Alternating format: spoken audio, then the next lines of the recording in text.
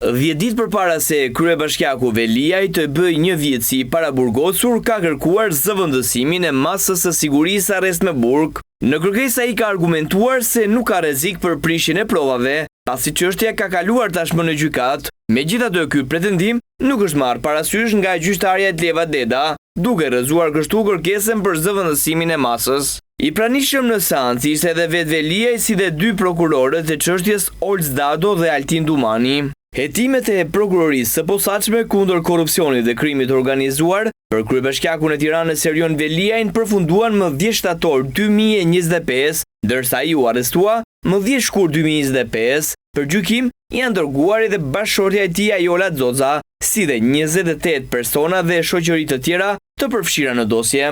SPA ka ngritur ndaj Veliajit 5 akuza, duke përfshirë korrupsion pasiv, pastrim parash, mosdeklarim të pasurisë, shpërdorim detyre dhe futje të sendeve në burg. Sipas prokurorisë, Veliaj ka konsumuar veprën penale të korrupsionit pasiv në 9 raste, që përfshin disa kompani të cilat dyshohet se kanë ofruar përfitime të parregullta, duke marrë më pas leje ndërtimi dhe fonde publike nga Bashkia e Tiranës.